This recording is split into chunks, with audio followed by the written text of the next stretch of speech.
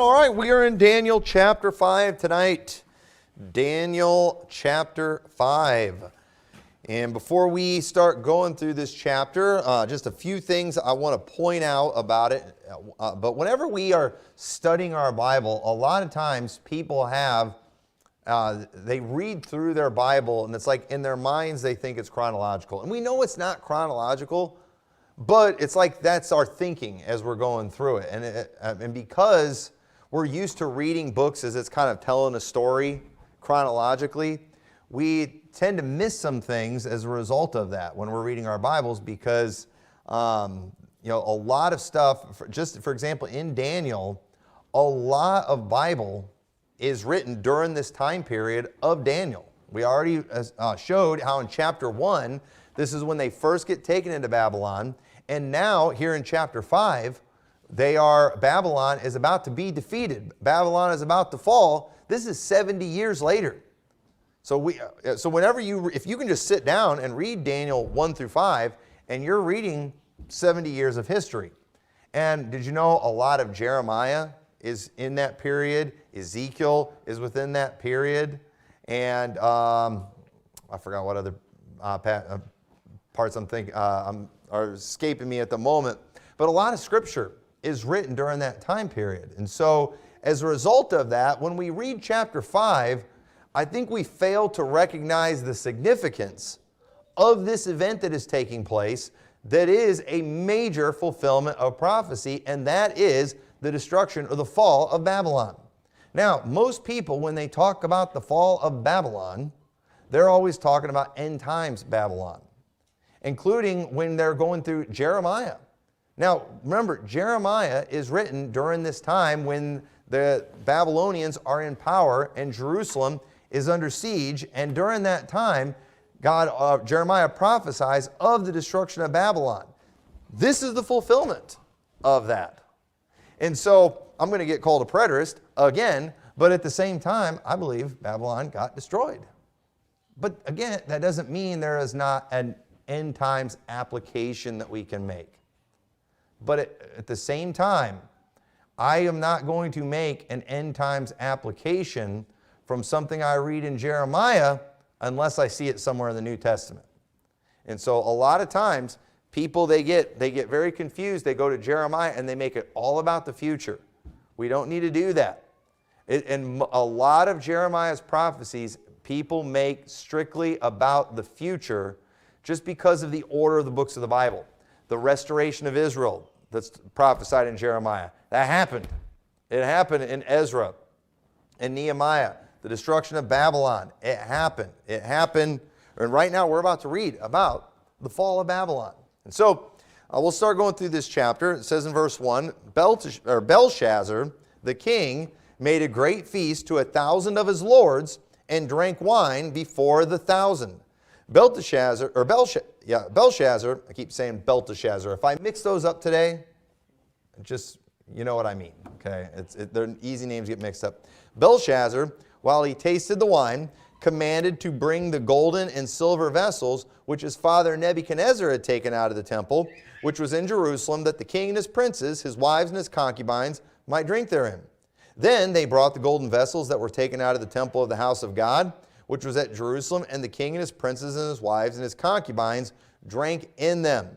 Now, I don't think we understand the significance of what's going on here. So first off, we are coming to the end of the 70-year period that was prophesied by Jeremiah. But we're going to see here, and I don't want to get ahead of myself, but the generation that got destroyed was equally wicked as the generation that had the judgment pronounced on them. And we see that a lot in the scriptures where God will pronounce judgment on a nation because of certain sins. Sometimes it's not till generations later that destruction comes. But it's always on a generation that is equally guilty or even more guilty of those sins. Whenever you have a generation that does right, the judgment never comes during their time. It always comes on a generation that is like the one that judgment was pronounced on, and there's no exception right here. There's no exception at all. But not only is this event just with Belshazzar, in Babylon. But notice 1,000 of his lords are there. So this is, remember, Babylon, they are over the whole world. Nebuchadnezzar has now died and passed off the scene. Belshazzar, he is basically king of the world. And so when he has his lords there, understand the significance. This is like the leaders of the world are all together for this event.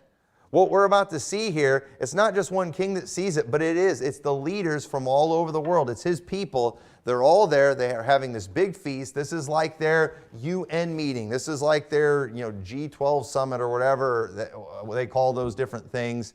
This is when the leaders of the world are all together, and God is about to do this, give a message to these people.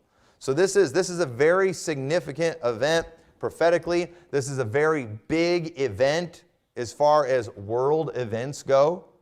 I mean, think about right now in Chicago, okay? Be praying for Chicago right now for judgment, right? They've got the Democratic National Convention, so like all the big shots, but that's just of a political party in one nation. Imagine an event where you have all the head honchos from all over the world at one event. Talk about a place to get a message out, and that is what God decided to do. And Belshazzar, in this event, he decides, you know what, I'm going to go into the treasure house, and we're going to get the vessels that my father stole from Jerusalem, the holy vessels of God that were meant to be used only for the service of God. And then they are going to go and they are going to have their drunken pagan feast using the vessels of the house of God. And it's not just Belshazzar, it is all his leaders. They are all participating in this great sacrilege that is going on. It's just interesting. Those vessels, they just kind of sat in a treasure house for 70 years. For 70 years, but he finally gets it in his mind that he's going to go and he's going to take these things and they're going to use them. This was a very defiant act of desecration that almost seems to be intentional. It really does. It really seems to be intentional. It just reminds me, too, of in the future when we have things like the future temple that I believe is going to be built, the worshiping of the man of sin. All of this is the world uniting in defiance against Jesus Christ. And that's the generation that's going to get ultimate judgment and have the wrath of God poured out on them. And so when I read Daniel chapter 5, it just is a reminder God judges sin. And when he does, it's good. And it makes me excited for some judgment that's going to come. All those people in Chicago, they're going to get it one of these days. And Brother Chris pointed this out to me, and I hadn't thought about it this way. They're basically doing free abortions and free vasectomies and things outside there. You know what that is? That is their equivalent while they're having their get-together of child sacrifice for their event where they're aborting children outside there. Bunch of, just filthy demons these people are. Don't get me going on the Democrats. I don't like that they're in my state right now. I really don't. And I've had to remind myself it's not our job to take over the world militarily and all those things. Because when that much evil is in one place and it's in your state, you just kind of feel like, shouldn't we be doing something about this? But we're not. Don't tempt me. Don't push me right now. But anyway, but these sacred and holy vessels, so they had been sitting there all this time, but it's like when they bring them out, it's like it awakened heaven and caused judgment to fall, because it's going to fall this night. It says in verse 4, they drank wine and praised the gods of gold and of silver, of brass, of iron, of wood, and of stone. That is not what the purpose of the temple was. The purpose of the temple was not to admire the building and the architect and all those other things. All these beautiful vessels of gold and silver that they had, they were meant to be used, and they were made of the best things because that was their way of honoring God with the best that they had. But they weren't supposed to admire the vessels. They're supposed to admire the God that those vessels were to be used for. And so this was something God is not going to appreciate. And God does not like when other gods are praised. And God really didn't like them doing it with his vessels. Those things belong to him. And this was something that no doubt greatly upset God. And to use them to praise false gods, there was no doubt judgment was coming. And it says, in the same hour came forth fingers of a man's hand, and wrote over against the candlestick upon the plaster of the wall of the king's palace, and the king saw the part of the hand that wrote. So they brought all these vessels from the temple in there, including the what we call today the menorah. Everybody's familiar with a menorah. They had that large golden candlestick, and it's sitting there over against the wall. You can't really use that for drinking, but they have it in there, just basically desecrating these things. And so right there next to that menorah, you have a hand that comes and writes on the wall. And this is where the term, the handwriting on the wall, comes from. Anybody ever heard that term, the handwriting on the wall? That is straight out of the Bible where that comes from. And typically when somebody says, we saw the handwriting on the wall, it typically means something bad was coming. And we knew it was coming. This was the sign that things were about to get really bad. And that's all based on Daniel chapter 5. So verse 6, then the king's countenance was changed, and his thoughts troubled him, so that the joints of his loins were loosed, and his knees smote one against another. And I like the idea of this all-powerful king during this time standing there with his knees knocking together because he's so scared. And I like picturing what this probably looked like. And here he is in a room with thousands of people when he sees his hand. Again, we talked about this on Sunday. You have the atheists out there say, if I could see God, and they couldn't handle even, not only would it kill them, they couldn't handle looking at a person who had seen the back parts of God. These people couldn't even stand seeing the hand of God. That freaked them out and scared them to death. And so it says, verse 7, then the king cried aloud to bring in the astrologers, the Chaldeans, and the soothsayers. And the king spake and said to the wise men of Babylon, whosoever shall read this writing and show me the interpretation of shall be clothed with scarlet and have a chain of gold about his neck, and shall be the third ruler in the kingdom. Now, when we read this, we immediately wonder why he didn't think of Daniel. Because again, Daniel is always the guy. But remember, this is decades later. We don't even know how much. So we had chapter 1, which is in the beginning. So that was 70 years before. Chapter 2, it was pretty early in. But then chapter 3, that's Shadrach, Meshach, and Abednego. Don't know how much time that was. Chapter 4, that was when Nebuchadnezzar had that dream about the tree. And we don't really know the timeline. But again, it's amazing how easy we forget things. We see when Joseph interpreted the dream for his fellow prisoners, the guy immediately forgot him.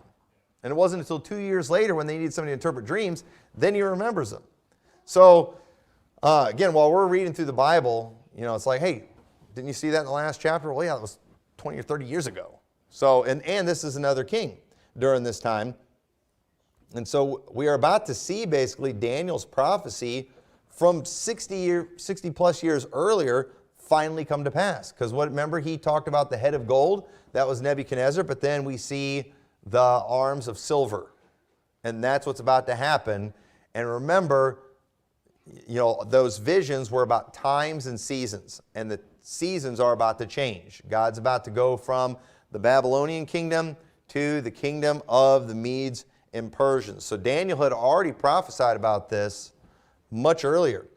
And so Daniel verse 8 says, then came in all the king's wise men, but they could not read the writing, nor make known to the king the interpretation thereof.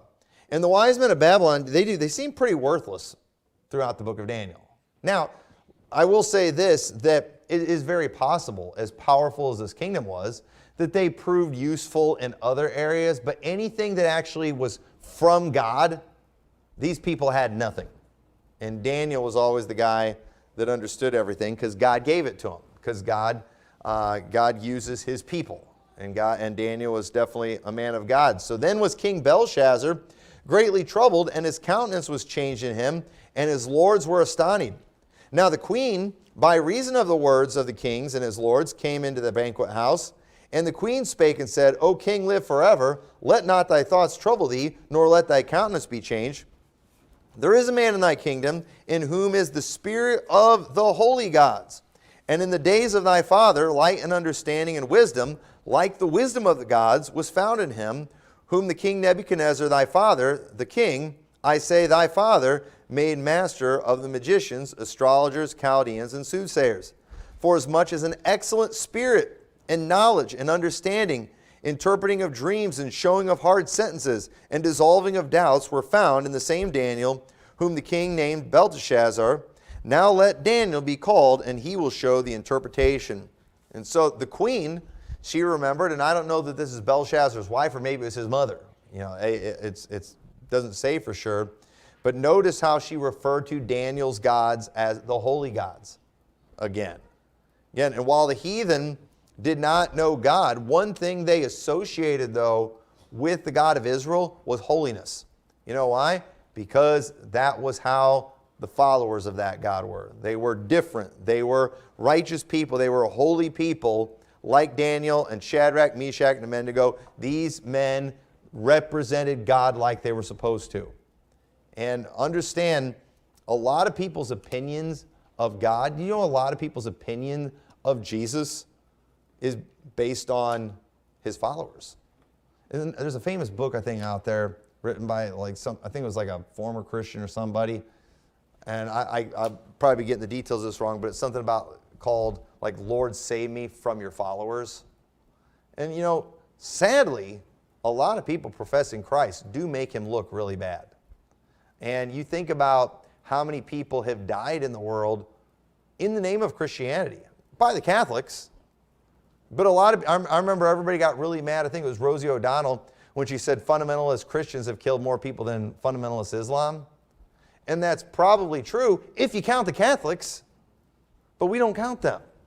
Okay? But the world does. And so a lot of people's opinion of God, it comes from people who do a really bad job representing him.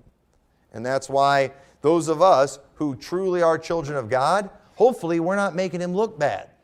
And we can if we're not careful.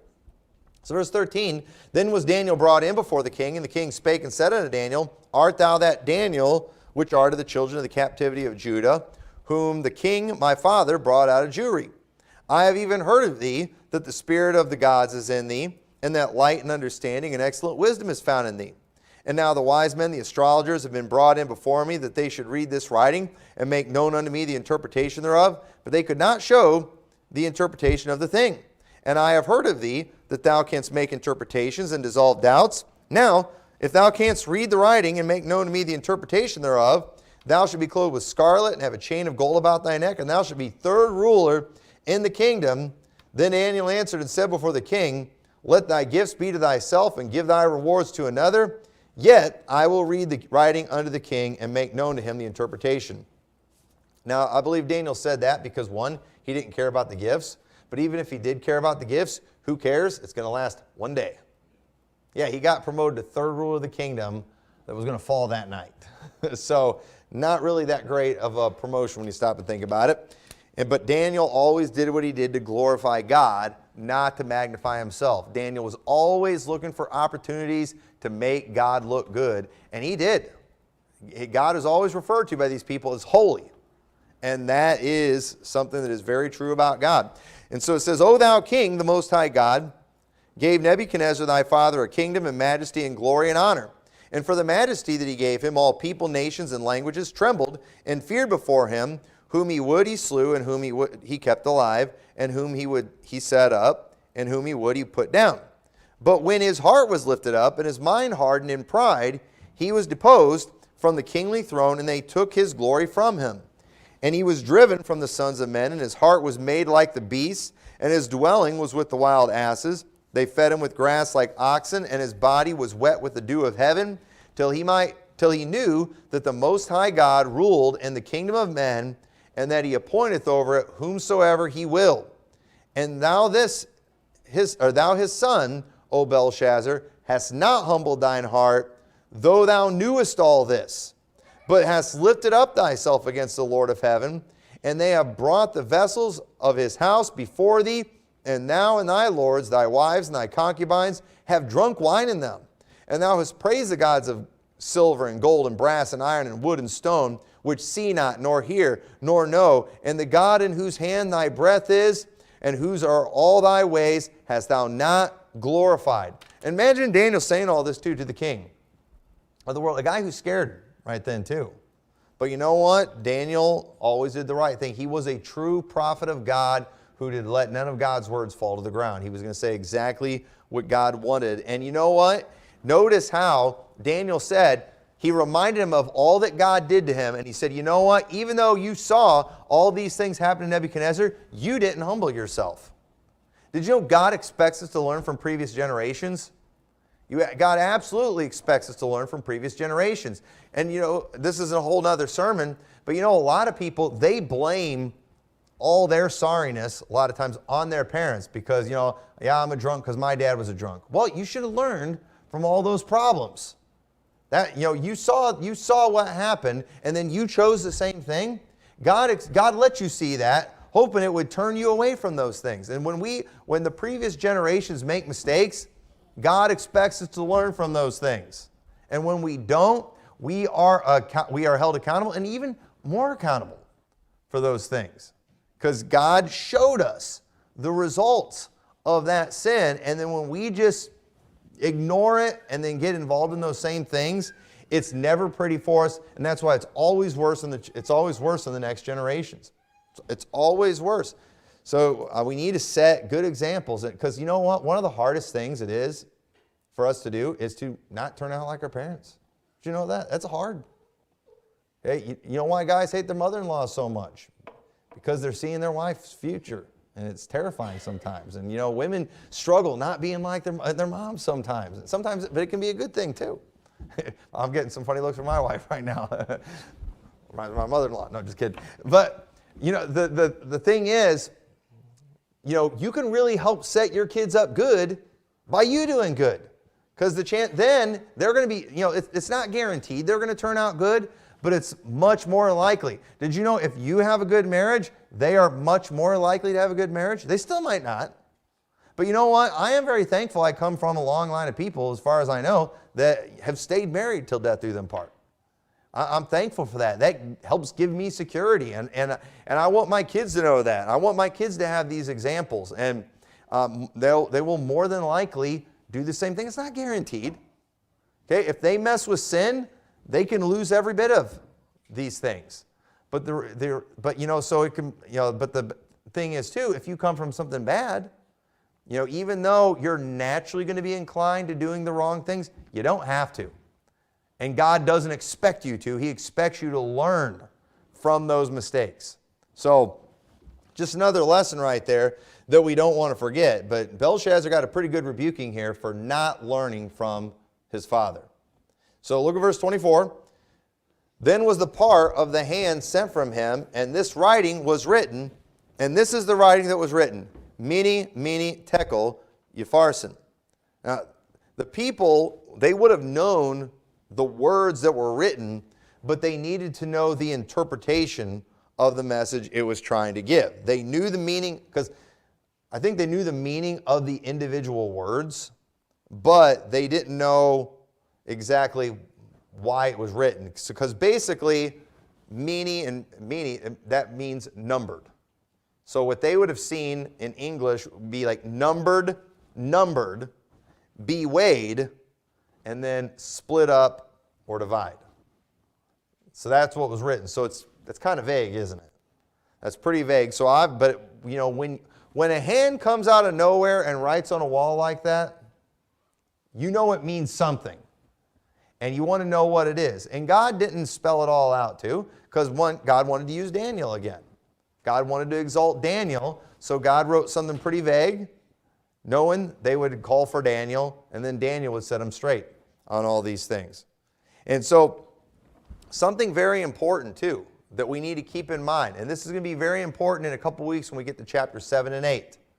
Okay, everybody remember this. Anybody that's watching online and you're paying attention to the Daniel series, get a hold of this fact right here. And that is that, you know, Daniel, it's not written in chronological order necessarily. Okay, now so far it's been chronological from chapters 1 through 6. But when we get to chapters 7 through 12, we're seeing visions. It's writing about different visions that Daniel saw. And these things were in different times. So look at Daniel chapter 7. Turn over to chapter 7 and verse 1.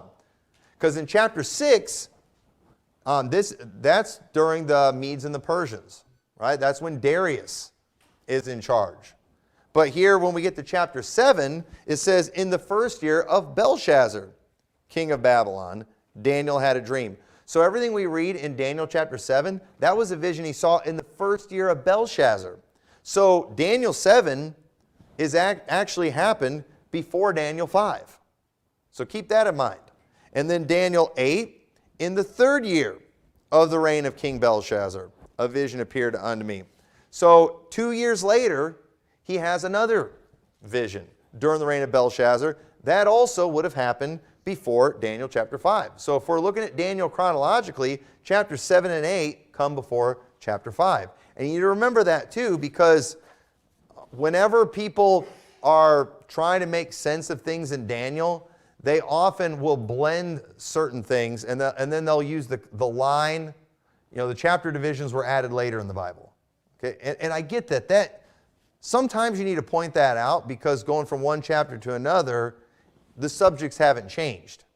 But when we're reading Daniel, it breaks it up in a way that makes a ton of sense. We're literally looking at two different visions that happen years apart. So, you do kind of want to pay attention to the chapter divisions. In Daniel 7, we're seeing one vision. In Daniel 8, we're seeing a completely different vision.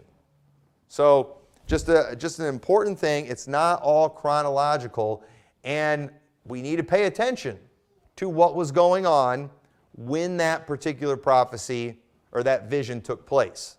So we'll definitely say more about that when we get to chapters in 7 and 8, but I just wanted to point that out. Daniel 7 and 8 has already happened here when we get to chapter 5.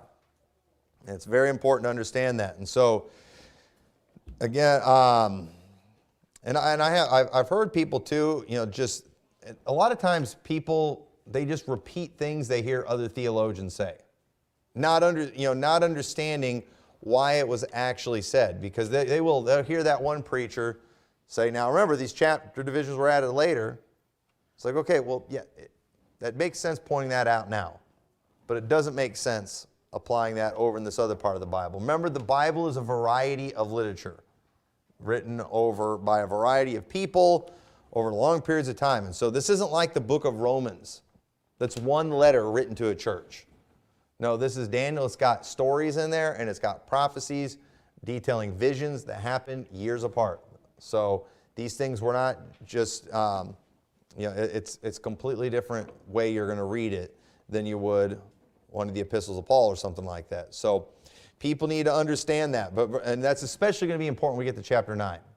So I'm getting ahead of myself a little bit. But verse 29 says, then commanded Belshazzar, and they clothed Daniel with scarlet and put a chain of gold about his neck and made a proclamation concerning him that he should be the third ruler in the kingdom. And who cares? Because they're going down that night. Even after he tells them what the prophecy is, we're still going to do it. Even if it's only for one night, you're going to be the third ruler in the kingdom. And it says, in that night was Belshazzar, king of the Chaldeans, slain.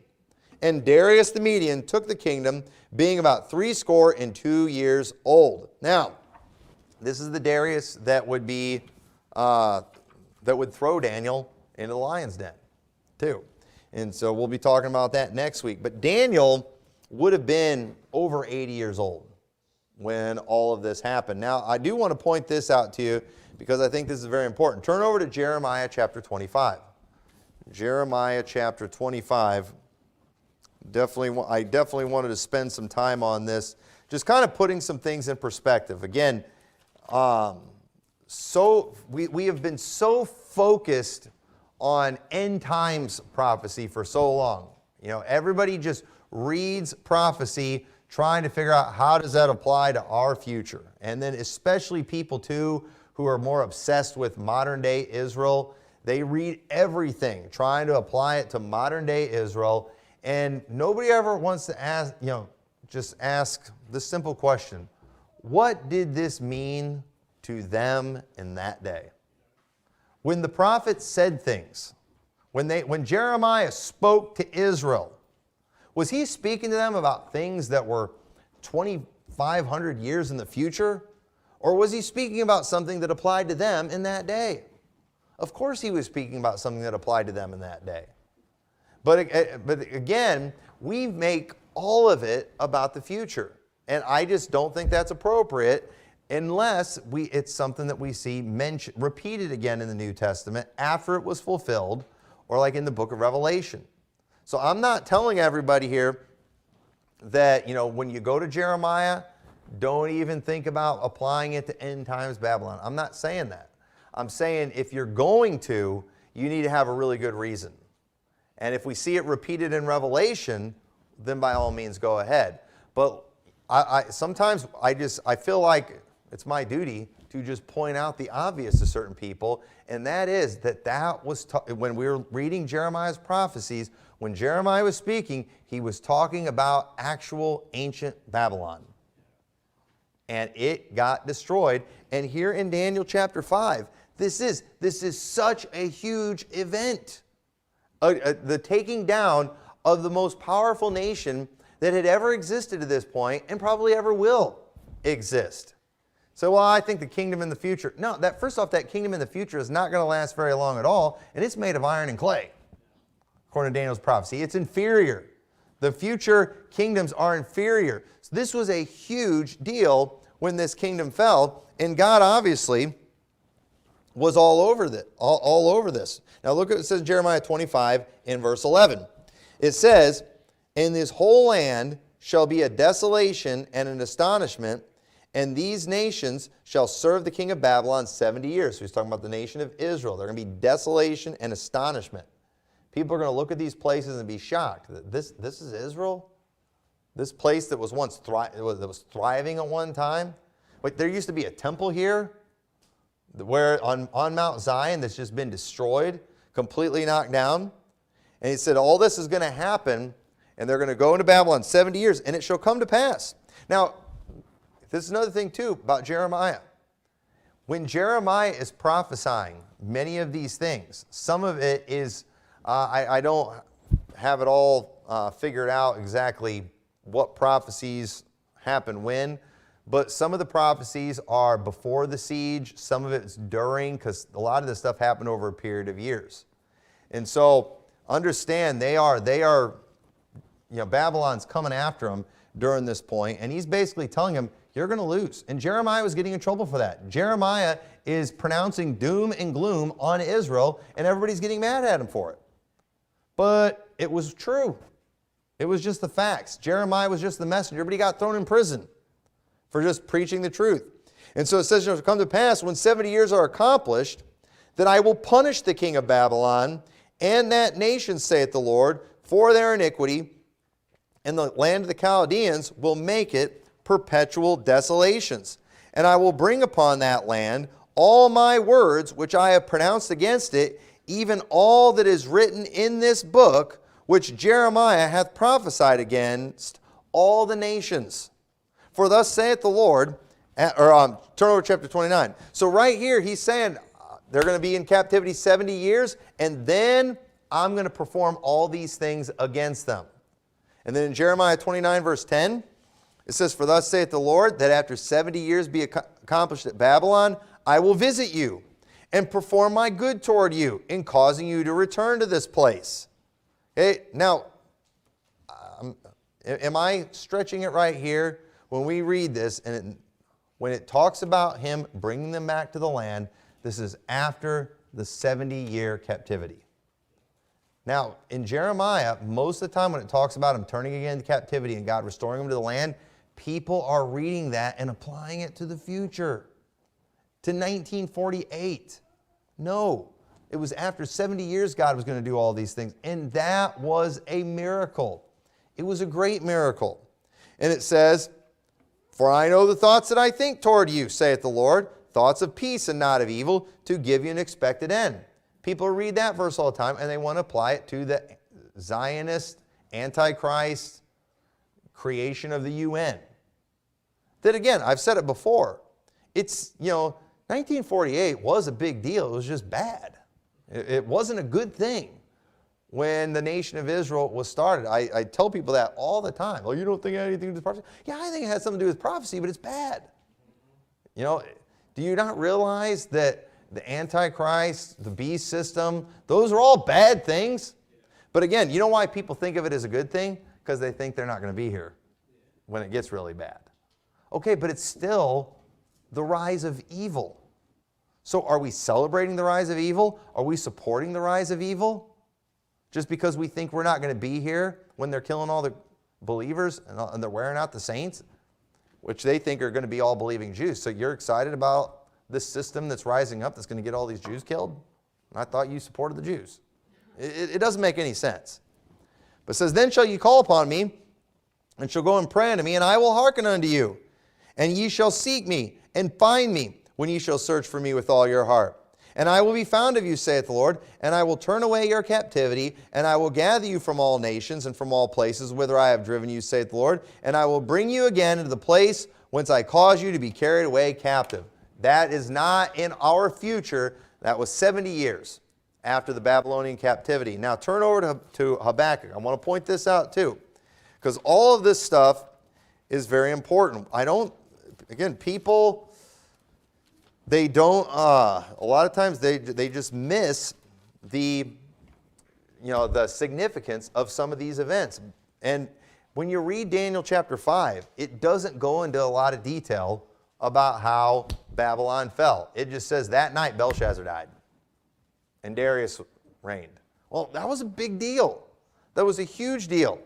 But I want to point this out too, because remember, what is the theme that we have been seeing throughout the book of Daniel? Starting from the first prophecy that we see in chapter 2, God is showing the times and seasons. God is the one that raises up kingdoms, and God is the one that takes them down. And here in Habakkuk, I love this prophecy right here. In verse 2 it says, O Lord, how long shall I cry, and thou wilt not hear, even cry out unto thee of violence, and thou wilt not save? Why dost thou show me iniquity, and cause me to behold grievance? For spoiling and violence are before me, and there are that raise up strife and contention. Therefore the law is slacked, and judgment doth never go forth, for the wicked doth compass about the righteous. Therefore wrong judgment proceedeth. Now, Habakkuk right here, he is basically complaining that God is not doing something to Israel because they're so wicked. He's calling out, Lord, why aren't you doing something? Anybody ever prayed that to the Lord before? Lord, why aren't you taking care of Chicago right now? Lord, why aren't you judging this nation? Anybody ever said that in their heart and mind? Maybe we don't say it out loud. I say it almost every time I turn on the news. It's like, why? Why aren't you judging us? Almost every time you see some of the stuff that's going on in this country, but watch this. Okay, verse 5. So God's speaking, and he says, Behold ye among the heathen, and regard and wonder marvelously, for I will work a work in your days, which ye will not believe, though it be told you. For lo, I raise up the Chaldeans, that bitter and hasty nation, which shall march through the breadth of the land to possess the dwelling places that are not theirs. They are terrible and dreadful. Their judgment and their dignity shall proceed of themselves. Their horses are swifter than the leopards and are more fierce than the evening wolves. And I'm not going to take time to read all that, but it just basically goes on talking about how powerful they are. And so all of a sudden, Habakkuk, he hears about all this, God's like, yeah, I am going to do something.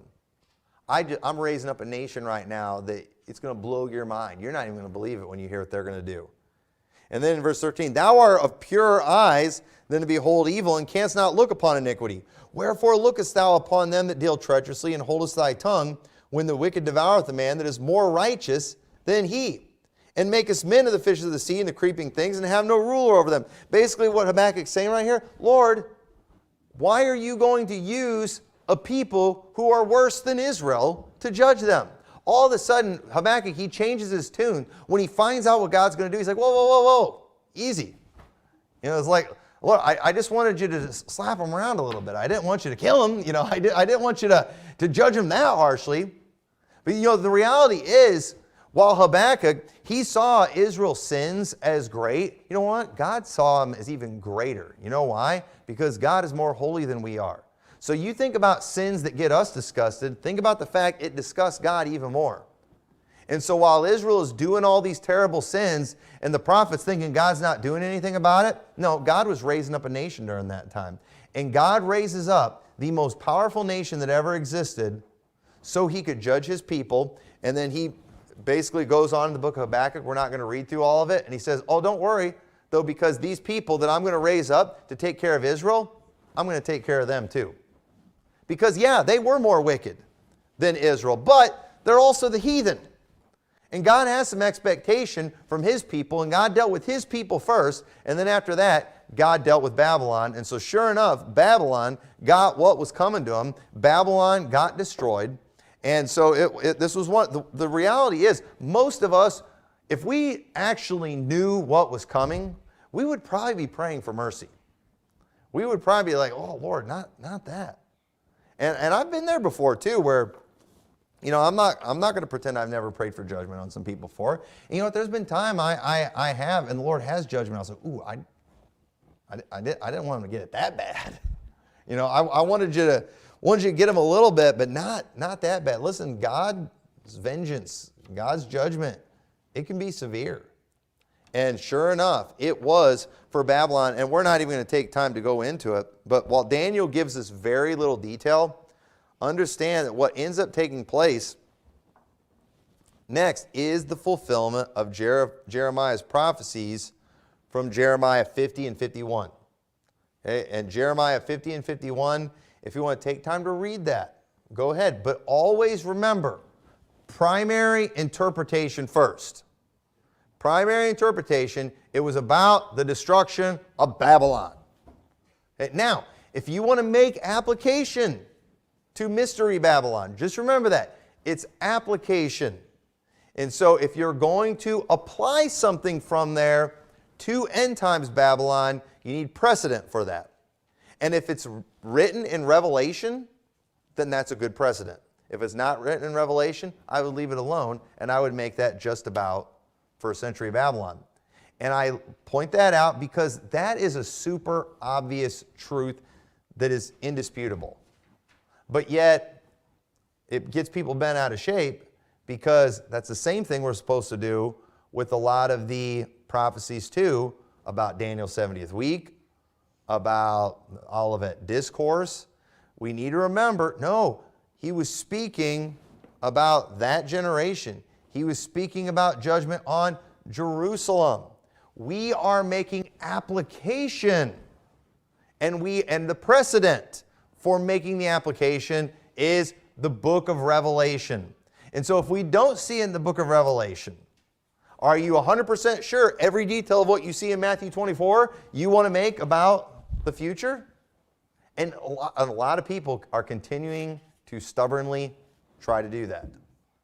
And you just end up making yourself look foolish when you do that. And it's in their attempt to be consistent, but they are being consistent, but it's taking you into major foolishness is what it's doing. And just recognize that, no, this was specifically about Jerusalem and that generation. We're just making application. And we see that kind of thing a lot in the Scriptures. But if we forget the primary interpretation, we're going to make bad application. And there's a lot of bad application being made in end times prophecies. And that's why, you know, I try to be clear if I'm talking about end time stuff. I try now to distinguish when I am making application versus when I am showing an interpretation, because there is a difference. And I, for sure, will continue to use Matthew 24 to talk about end times, making application. And same thing too, even some things in Daniel. And we're going to do that too. When we get into the prophetic passages here in Daniel, we are going to focus on interpretation, but then we also will discuss application. And sometimes that's tough. Sometimes we're not real sure how to make application, if we should make application. And so what I will often do, and this makes people mad when I do it too, but it almost makes me enjoy it even more, is I was like, well, my opinion, assuming we are making a proper application with this passage. And, you know, oh, well, I'm not assuming anything. I know. It's like, no, let's be honest. That's just an assumption. And too many times we're making assumptions, and then we're having a consensus amongst us that makes sense and we all agree with it, and then it becomes sound doctrine. And then later we learn something that conflicts with that, and then all of a sudden, well, that thing can't be true, even though it's much more clear, because that goes against our group speculation. Well, group speculation is just that. It's group speculation. It doesn't prove anything.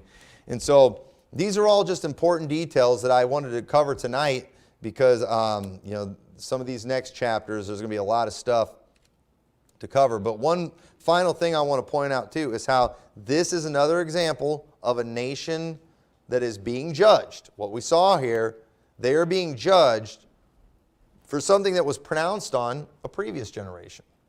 But at the same time, was this generation more guilty or less guilty? They were probably more guilty. Nebuchadnezzar, he stole those items, but here we have Belshazzar. He's desecrating these things. He's being defiant and in your face with God on these things. And so the reason, again, the New Testament seems to allude to these prophecies is because of the fact future generations who do the same things are going to receive the same kind of judgments. So we should look back at these prophecies and see what God did. And then when we see our generation doing these same things, then that should cause us to say, man, we're probably going to get the same kind of judgment at some point. And that is something that we're supposed to learn. And that's something they did too in the New Testament. We're not going to take any time to look at examples. But sometimes we see it even in Acts, where they went to, I think it was Habakkuk, where he referred to a prophecy in Habakkuk that was about the Chaldeans, but he applied it to Israel in that day. What was he doing? Is he saying that Habakkuk was all about what was going to take place in that generation? No, he's just making an application, because they were doing the same thing, and judgment was going to come just like it had on previous generations. So that's just a simple fact when it comes to a lot of these things, is the Bible is just alluding to those, showing a pattern and a precedent, but those prophecies were still specifically about things from previous, from the past. So, and if pointing out that obvious, we call them a name. From previous generations, and not make the same mistakes help us to...